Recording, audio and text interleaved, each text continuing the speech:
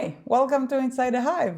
And this time it's with Nofar Drukman, but Jesse is behind the camera. So today we have a really important guest. Arjen, do you want to introduce yourself? Yes, Arjen. My name is Arjen Barel. I'm the founder of Storytelling Center in Amsterdam. And being busy with stories almost my entire day, my entire life, both artistically and socially. So I use stories a lot, or storytelling a lot for personal growth and social impact. That's in short. So let's start with this is the topic of today. Where stories come from? Where did stories come from? Yeah. Yeah, where do stories come from? Well, first of all, stories have always been there, but if you say that, then it is as if stories are a sort of thing which are around us, and it's not true because we construct them. It is something that we human beings we construct stories, and we construct stories in order to structure our lives, to give meaning to our lives, to understand things. To form our identities, to know who we are and to know who the other is. So stories are also a construction, but they always have been there, and I think that's the special thing about stories and the special thing about dealing with storytelling, because you're not dealing with a sort of new hype or whatever. No, you're dealing with something which we always did. What is your I want to say the okay, some story, like I want you to take me to the moment which you realized that you are a storyteller. Or you love it, like you're passionate, like you felt it in your body. Well, the first moment was the moment that I saw a professional storyteller performing in Utrecht, in a city here in the Netherlands, and being fascinated by someone who was just on stage on his own, just having his voice, his body, and the text, and then creating out of these three things an entire world. And that's, I think, really, really special, really something which I hadn't seen before. And I think it's also this purity of sharing stories, which I'm attracted to. So if you do storytelling, or sometimes I refer to it as storytelling, it is very pure form, because it's talking from, sharing from the heart, from the belly, without all the extra. Because when you do that, then you really touch each other as human beings. I love what you just said, because you took me back to the time when we met each other. So Arjen and me met each other in 2 weeks workshops that was held in Israel, like with Israelis and Palestinians in the room. We shared stories. And one thing that you and also Fuad said back at the time, that it's like storytelling is to put your heart in the middle. Yep. And to connect to it. I think this sentence stayed with me the whole time. I think it shaped the way I was thinking about stories. It's not just like, oh, okay, listen, what happened to me yesterday. It's like I'm putting here something, so I'm giving you the space to connect to it. And this is also what makes sharing stories so beautiful.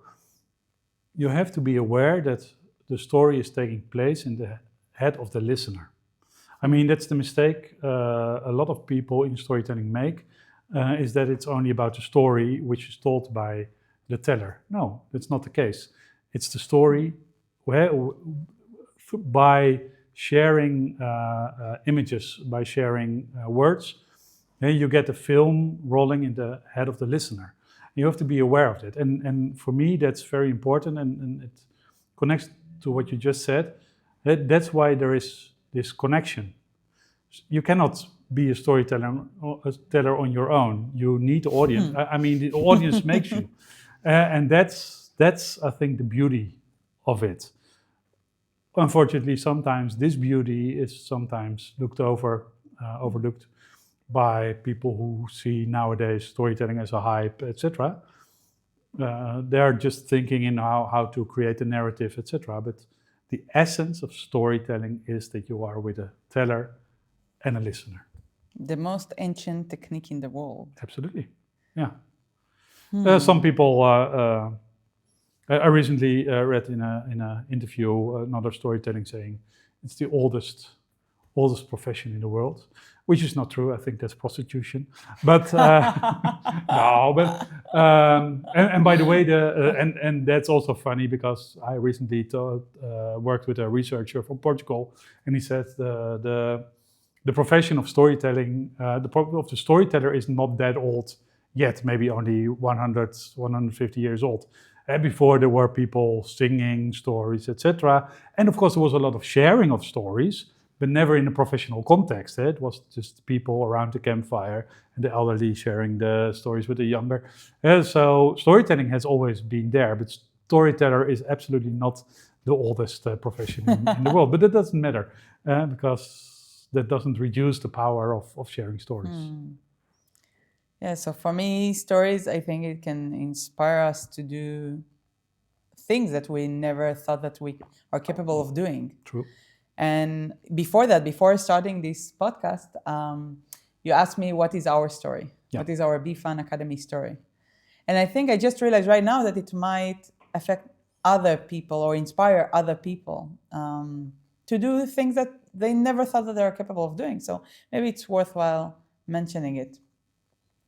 So BeeFun Academy was established recently. I would say officially it was established a week ago, but we were ping-ponging about it for a couple of months now, Jesse and me. And the main thing was about bringing people together and connecting them, make meaningful connections between people so they will feel belong wherever you are in the world. So we thought at the beginning that we just like internationals, but right now when we started our journey, or we really started our journey, we just realized it might be brave travelers or bold travelers, people who just say like, yeah, I'm going around. So it might be that you went to one place, stayed there for a couple of years, and then kept with your journey, or it might be that you just ping-ponging from different places every time. But the people who want to connect, they have to connect because their homeland is not at the place that they're right now they are at. So what we just decided to do is to have 2-week road trip from Brno, Czech Republic, to Amsterdam, to here. So we made it. Woohoo! Congratulations. Yeah. Welcome in Amsterdam. Thank you so much. We arrived yesterday. And then what was interesting is how it started. Because Jesse and me, we're both like yes and people, like you. So we're saying yes and to whatever comes. And sometimes it can get crazy, as this trip that started being quite crazy. So it started when Jesse, maybe 2 months ago or so, told me, hey, I'm gonna disappear for 1 month. I told him in December. What do you mean you're gonna disappear for 1 month? We just started our business together. Like, we need this time. I said, yeah, I just have a friend who I want to visit, and maybe on the way I will help another friend to sell coffee, or I don't know how to finance it. So I will find a way. And I told him, okay, yes, it's gonna be a trip to Amsterdam, and yes, I'm gonna join you. It's gonna be 2 weeks. And we're gonna have our BeeFun road trip. Like, and we started saying yes and, like ping-ponging. I don't remember who said what, but it was like the sequence of yes and, like that. Until we just realized, oh yes, and our budget is gonna be 100 euros. And they asked like, for each? It's like, it's nothing. Like, so no, for both of us, for 2 weeks.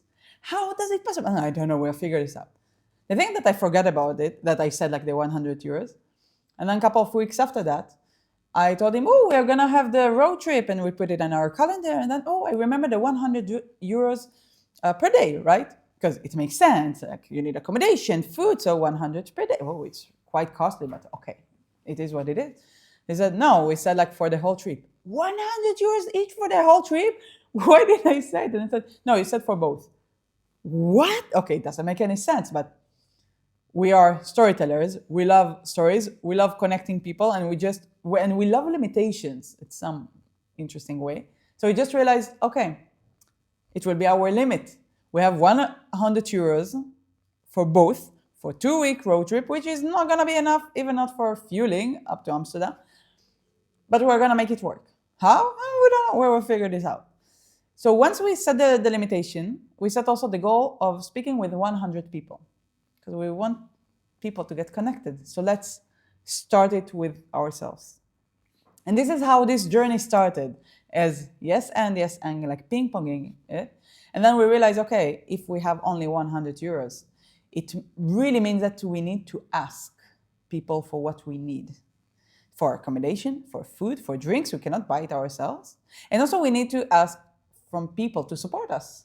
Because again, it won't be enough, even not for fueling.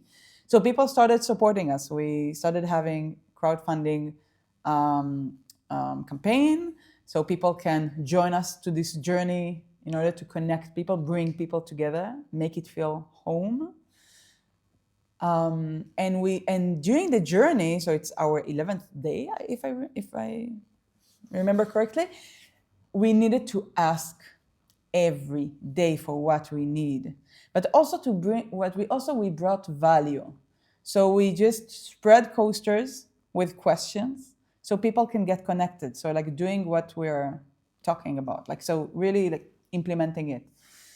And while having those conversations with people along in the past week and a half now, I just realized how people are keen to connect with total strangers. It might be that they're not gonna get anything out of it, and still some people sat with us for an hour and a half. Some of them were owners of coffee places or just travelers, different people who just they said, yeah, let's connect. Although it might be that that's it, and we're not gonna see each other again. Maybe we will, I don't know. But just people love and keen to connect with each other, share stories, share identities. So now, I know. It's people really like to share, and it's sometimes, and I sometimes wonder how we got caught up in a fucked up world where sharing is not normal anymore. I remember in one of my books I write. We had a project in our previous space years ago, and there was we were having a group with a project with a group of elderly people, and meanwhile there was another project. I think it was led by Fouet, but I don't remember. With younger people, and at a certain moment we just brought them together, and everybody was, "Wow, this is so nice!" And I thought, well, but this should be normal. This would be normal that we exchange and that we talk. But people are so in their own world, in their own, and by that afraid for each other. And I think it's so important not to be afraid, but to be, of course, I mean, it's because of our reptile brain. And when we were still walking through the woods in our covered in the skin of a bear or whatever, and you met someone, you had to immediately see, is this someone who is hostile to me or friendly to me? Is he from another tribe or my tribe? But on the other hand, we live in a different world now, but still this reptile brain is sometimes programming us. And on the other hand, there is this need for connection, this need for empathy. I'm a big fan of the American Dutch primatologue. Well, he studies the behavior of apes, of monkeys, and he writes a lot about psychology, also human psychology, and he says empathy is the glue in society. We need to be empathic because otherwise we won't survive. I think that's a very interesting notion. And so at the one hand we have this reptile brain, and on the other hand this need for glue. And so many people are not able to connect these things. And I'm not saying because it's both there. And I sometimes also am aware of this reptile brain. I am aware of also categorizing people because that's what we normally do. But we can overcome that. And I think certainly this is a time that we are able to overcome that and put more stress on the fact that we need empathy, etc. And luckily, and that's the beauty of also your road trip, that if you open up yourself, you see that you meet a lot of people, you hear a lot of stories, and people are willing to connect. Yeah. So and it's beautiful. You're our person 71. Wow, it's my favorite number. Yeah, really? No, it's not. Good. Great to hear. I make a story out of it. Yeah. Oh, I always wondered. I was born in 73, so 73 is probably my favorite number. So what you happened can. 2 years before that? My late husband was born. What else? My parents got married, I think. Ooh. Or was it in 72? I don't know. Maybe my parents met. I don't know exactly.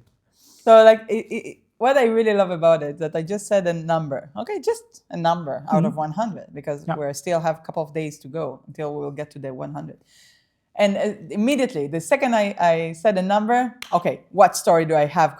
Which story can I connect to this number? Yeah, but I think that's also, I wouldn't say the profession of storyteller because I do not consider myself as a, I'm certainly not a professional storyteller. On the other hand, everybody is a storyteller, so it's somewhere in the middle. But as a story practitioner, someone said story practitioner recently. I don't know if that's a nice word. I don't like it that much. Well, as being busy with stories all the time, you're always thinking of stories, etc. And it's wonderful. I mean, that's such a great thing to hear. Hey, William. Nice. Hey. Can you get this out? Sorry. No problem. Your power bank is still there. So you can just disconnect it. This is, by the way, William. Hey, William. He made the pictures who are here. Oh, it's beautiful pictures. Okay, so no worries. There'll be no more noise you have to worry about. Ciao, Bye-bye. take care.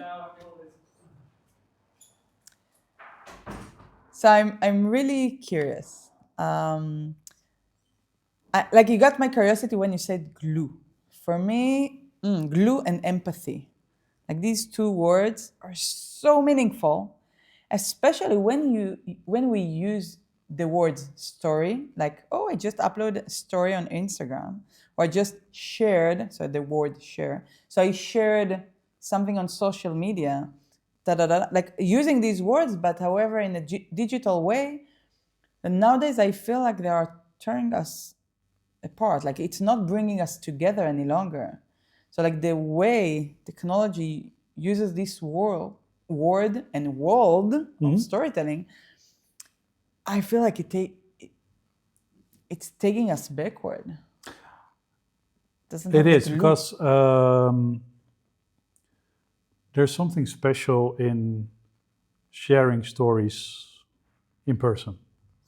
I think this empathic exchange is way stronger when you are face to face to someone, can be a group, but in digitalizing, something gets lost. And there's another problem, I think, with it that's more general, and we read more and more about it in this social media world. And how far can you be yourself?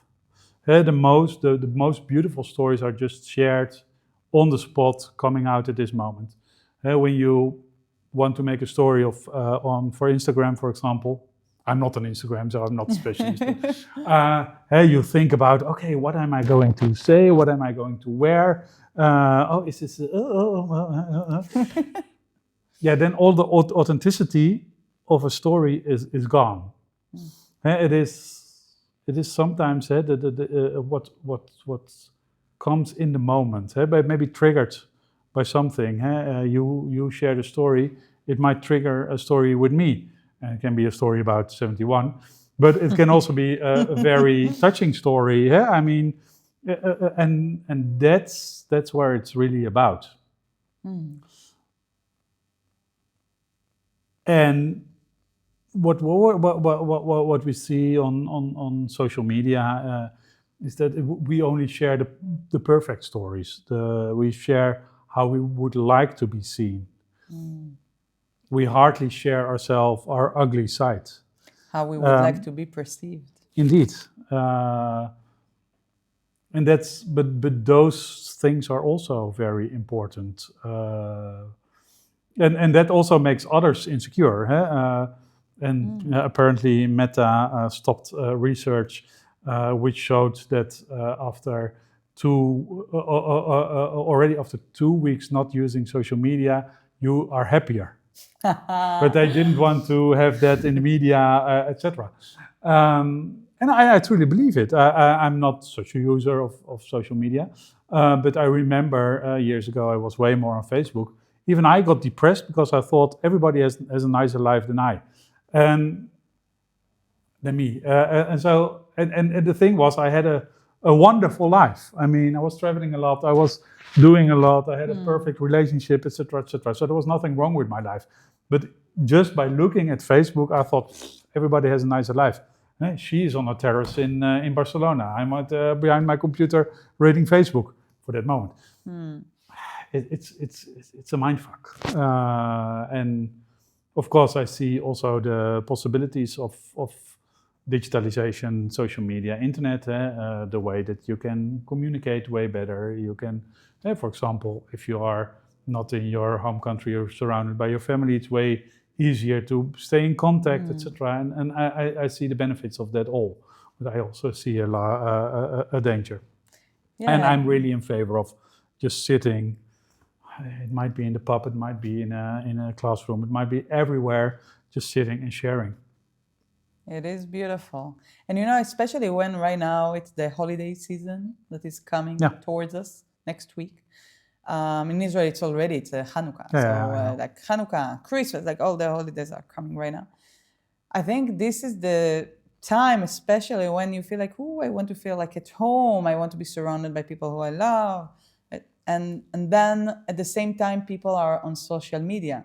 And then they see all the other families that, they celebrated in this place and like, it looks so beautiful. And like, and then you feel like everyone are having the best time right now, but me. Yeah. And the truth behind all those pictures might be that they just had a terrible fight. Who is going to have the first part of the turkey, whatever, I don't know. But no, I mean, and then they once someone told me indeed about this terrace in Barcelona. So she told me there was one of her friends. She just called her, it's so terrible here and I feel depressed, etc. 5 minutes later on Facebook there was a picture. Oh, I'm nice sitting with a glass of red wine on a terrace in Barcelona. It's a parallel universe, it's a parallel story. And of course, this is not completely new. Let's not blame social media for everything. I mean, there were other ways that it used to happen before. But we should be very aware of not creating too much of a parallel story. Yeah. Who are we? And dare to present yourself in a way that you are. Dare to fail. When I give workshops, often I start also with some exercises, some activities in which you celebrate to fail. Because I want the people in my workshops to fail. Not because of failure, but because of the fact that you learn more from failure than from success. That's really difficult for a lot of people nowadays. Maybe it has always been. I mean, but it's important. I want to add two things to it. One, to add to the story that I just shared about our story, like BeeFun Academy story, because it sounds so appealing. Wow, they went to a road trip. Met with 100 people. It was magical. Da da da da. First of all, actually, it is magical because we said yes and we had the bravery to make it happen. At the same time, it was not always perfect. So Jesse and me are best friends, and our dynamic is super good. So it means that even when we had challenges on the way, so we talked through. So we have really good communication. So I think it was the main component, and we shared so many stories with each other. So we had a long drive to Amsterdam, and most of the time we shared stories. We shared our hearts. We were vulnerable with each other. We cried. We laughed. Like it was there. And sometimes it was challenging. Sometimes the places were not the exact fit for us. We felt that it's cold.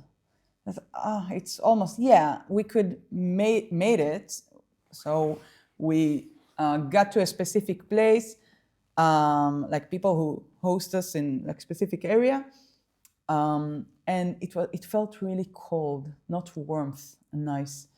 Still, we were thankful because it's way better to sleep there rather than in the van. So, woohoo, we made it.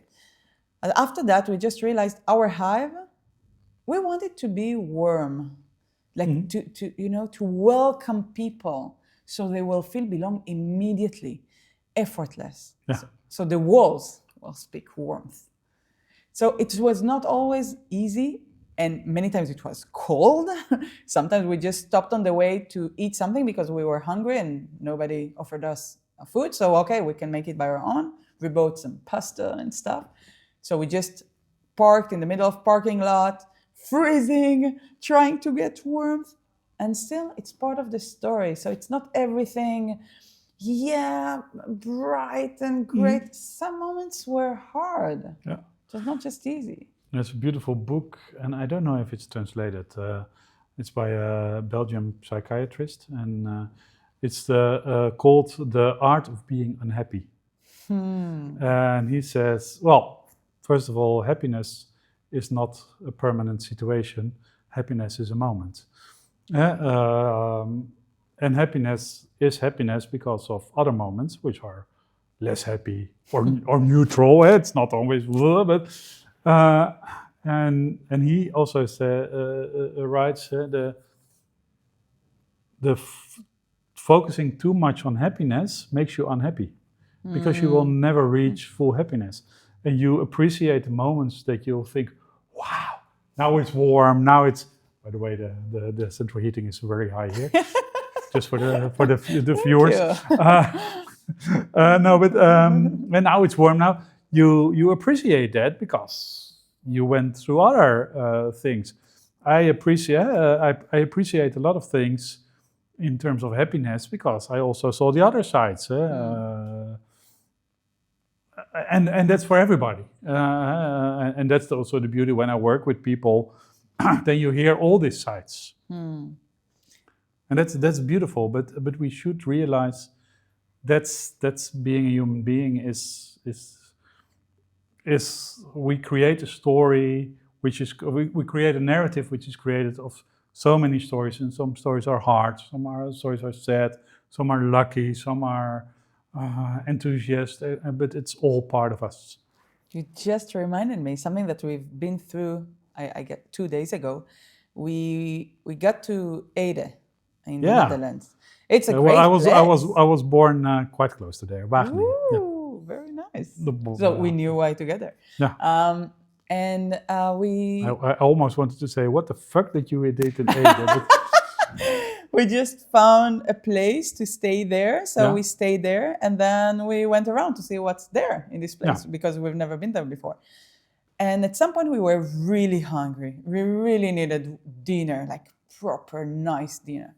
So we just got to a restaurant, and we were hoping, maybe like to exchange stories to have dinner. And when we arrived there, the place looked really beautiful and spacious and appealing, but there were no people there. It was empty. It was quite surprising. And we talked with the owner, And then he told us that he opened the place half a year ago and he'd been struggling since then because not many people arrived to this place. And Jesse and me immediately, as also mentors, people who worked with other businesses, immediately were like, oh, we have so many ideas, so many things. Of course, we need to ask him many questions, but our minds started getting to a place where we can help him in a significant way.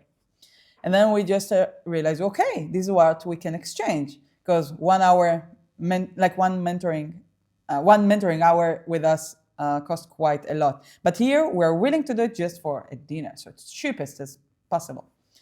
So I wanted to suggest it. And the thing is that this person was more like yes, but person. So it means that everything we said, they said, yes, but I don't have time right now because I have other obligations. I told him, okay, so tomorrow morning. Yes, but I don't live here. I need to drive an hour away. And I said, okay, so it can be shorter. Yes, but we have, I started already other plans. So yes, but, yes, but, yes. But. And, I just realized if we really wanted it, we could do it also the next day in the morning online. We could figure this out, okay? And just my intuition told me, you're wasting your time. It's not like you really want to give him value, but it's not there. Okay. People have to recognize it. People need, we really wanted to help, but it doesn't seem that he wants our help. So I said, okay, thank you so much for your time. And we left, and that's it. After that, we got to a different place, which called Ima. Hema. Yeah. Are you familiar with it? Moroccan restaurant at Ede. No. Highly recommended. It's Yeah? like the best Moroccan food you can find. And Jesse defined it, and he was 2 weeks in Morocco. So really good food, and I'm familiar with Moroccan food, like Israeli Moroccan food, but and still. And the moment we entered this place, and we navigated there, because of the name, Ima in Hebrew, it's mother. And I wanted to feel at home. I want to have dinner like at home. So we went there. We didn't know, of course, anyone there. The moment we entered, it was warm. Like not even technically, but warmth from the walls.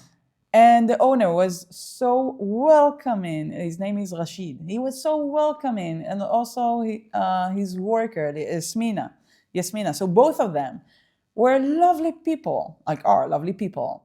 And shared stories and tea and the moment, And then we asked specifically, even because we were, back at the time, we were super hungry. And he said, for sure, you don't need to exchange anything. I want to, yeah, for sure. So he brought us dinner, we ate, he didn't charge us a thing. We wanted to exchange. For some, he said, I don't need anything, I'm happy. And I just told him, you're also a yes and person, yes and whatever comes. So it showed us the differences, like we could appreciate even more because we had this experience with the previous guy. Wow, what a story. So I'm now going to eat at Ima. Yes, you should. But I don't want to go to Ede anymore. No. My parents every year go on holidays, technically in Ede, so on a campsite quite close. So next time I will ask them to go there. No, it's interesting. But I would like to come back because there's something interesting. A long time ago, you said, indeed, about roots, about feeling home. Because for me, that's also one of the topics in my work. Well, I work quite a lot with people who migrated, and with migration, by the way, I do not only mean cross-border migration, but some people also migrated from one community to another. And it's interesting, and I even wanted to write a PhD about it. My plans now shifted a little bit, because it's interesting. In their story, there's always a rupture. I work nowadays a lot with the Tree of Life. That's a method. No, it's not even a method. It's an activity which was created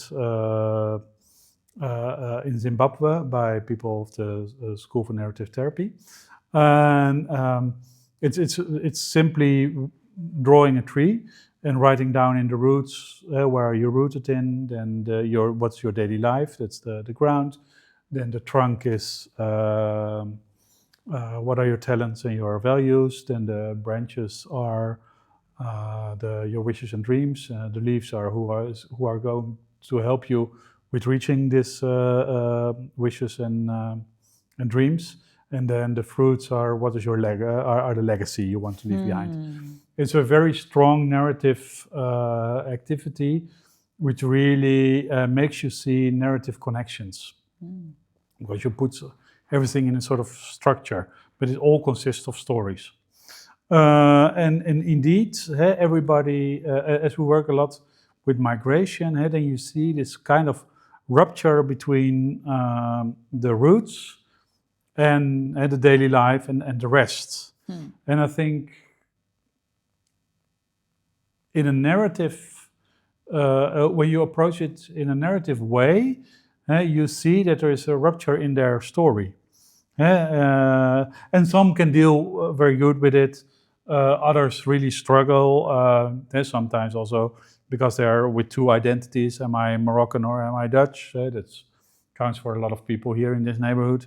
But there's always this rupture, and I think that's very interesting to research. And it also brings me to a guy you might know, Goethe, the famous one, who once said, parents should give their children two things: roots and wings. Roots to know where they're from, wings to fly out. And that for me is really important. And this roots, you have to know where you're rooted in.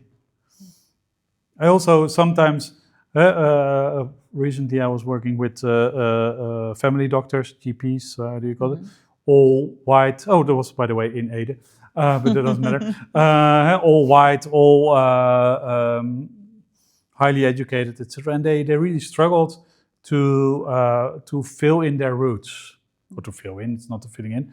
To mention, because they were so, for them, most of them were born in the Netherlands. They never had to think about their roots because it was so natural to them. While other groups really are really writing down a lot in their roots. But roots are important, and indeed, always when you migrate, either be it as an expat or a refugee or whatever reason, or indeed you go from a very Christian community and you go to Amsterdam and you lose your faith. But there's always that, and that really intrigues me, and you can really approach that in a narrative way. And I think that's also interesting for your work.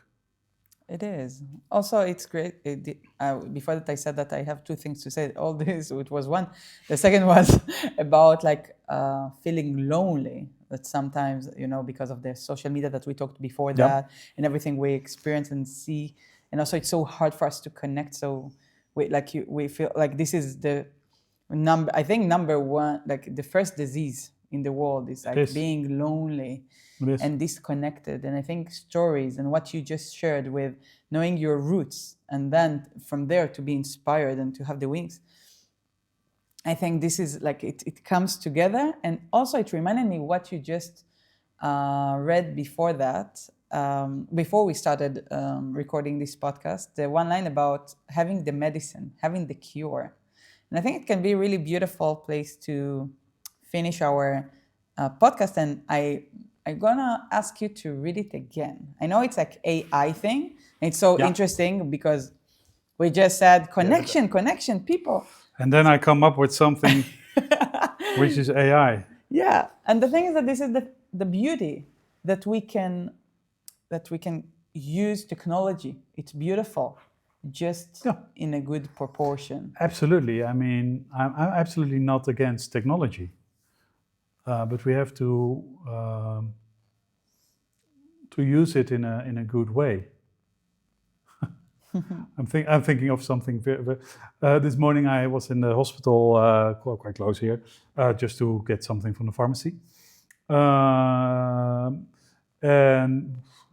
there was a long waiting. Well, not queue, but we were all in the waiting room because there were only 2 people working. So I was there for half an hour, or also a bit frustrated because it took so long. But I was next to the automatic, how I call it in English, so that people could press to get a number, but there were several choices. And then in a hospital where not everybody is, I saw so many people struggling with technology. If there would just be a person say, hey, hello, how are you? What do you need? Okay, then this is the number. No, we have an electric thing, people, a digital thing, people don't understand it. The funny thing was, it was my turn, so I went to the desk, and I said, well, I was observing a little. This thing doesn't work, and it frustrates a lot of people. It gives you extra work because everybody has to ask you. Maybe you should do something about it. And immediately, not even listening, I'm already working since 8:30. It was 10:30, so I didn't see the problem. But not even listening. And then I think digitalization is gone too far. Because it's, yes, it can support us in a lot of, but we always have to keep the human aspect. The human touch. Inside. The human touch. So, and by the way, I want to say something about loneliness. But you first want me to read it? Yeah, now it's going. It's up to you. What do you want to do? Do you want to say what you wanted to say about learning? About loneliness. Then I think we'll finish with this. We did a project about loneliness. Loneliness is something strange, and indeed, I think. There's a difference between feeling lonely and feeling alone. Alone, yeah. And I think it has to do also with how do you know your own story or not. And in my performance I made of the period that my husband died and that I had to continue alone. There is indeed one scene, and it was quite close here. We had an iftar, a pink iftar, so with gays. Yeah, we have that here in the Netherlands. And there was a guy, and I told him a bit the story. That was when Patrick just died a year before. And then all of a sudden he said, do you feel lonely? I felt miserable for a while already. And all of a sudden he said, do you feel lonely? And then I, of course, said, yeah, partly yes, partly. And I came home and I thought, yes, I feel damn lonely. And that was the start of my healing. Because why did I feel lonely? I was surrounded by friends. That was not a problem. But I felt lonely because I just wanted to be with someone, and he was not there anymore. And he would never be. That was why I felt lonely. But the moment I started embracing my feeling of loneliness, it's kind of stopped. And I think that's something. I think people have to embrace feelings, because then your perspective shifts. You contribute other stories.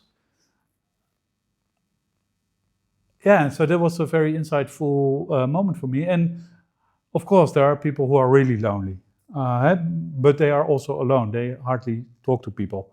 I constantly surrounded by people, but there are also a lot of people who feel lonely even though they are surrounded by people. And that's also, I think, sometimes because they lack the real contact.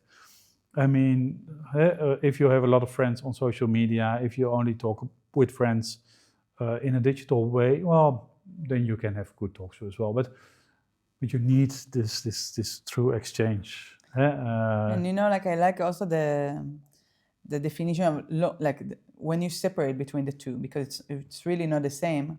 I can be alone, but I can feel good with it, because right now I need me time, and then it's great. I want to be alone. It's great to set the boundaries and say, right now it's for me. It's my time.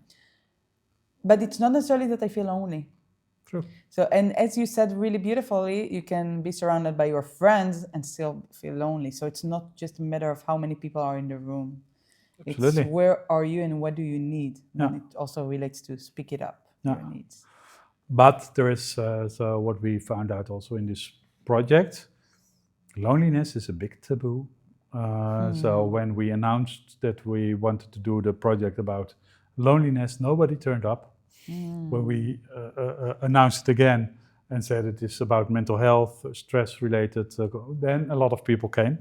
No, it's a big taboo. People don't want to say to others that they are lonely and don't want to acknowledge it to themselves. It's like a And shame. I think indeed, Or connect to it Yeah. at least. and No. acknowledging it is the first step in dealing with it in a different way.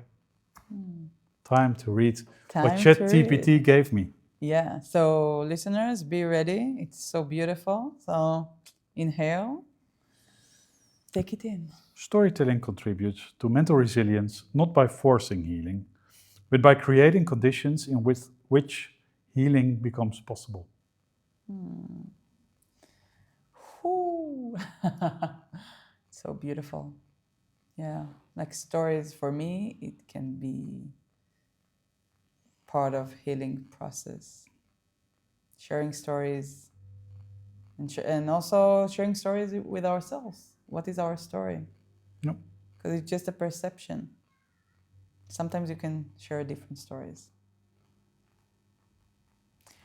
Wow, Arjen, it was a beautiful time for me to hear you here. And I want to ask you, do you have anything else that you want to add before we are closing? No, I think we said a lot. You said a lot, huh? Yeah, I think the ears of the listener are, I want to have me time now. I want to be lonely. Or to be alone. Or to be alone. Yeah. No, I'm joking. I mean, humor is also very important. I mean, we're talking about a lot of serious topics also in my job, but I always keep the bright side and the light side also there. So again, Thank thank you. you so much also for hosting us here at the Storytelling Center in Amsterdam in the Netherlands. So if you're around, I think people really should come here to receive more inspiration. Yeah. And thank you for being us in our podcast, Inside the Hive. And listeners, if you found like this episode to be meaningful for you and insightful, please share it with other people so more people will get connected with each other. Thank you so much. Great. Thank you. Yay.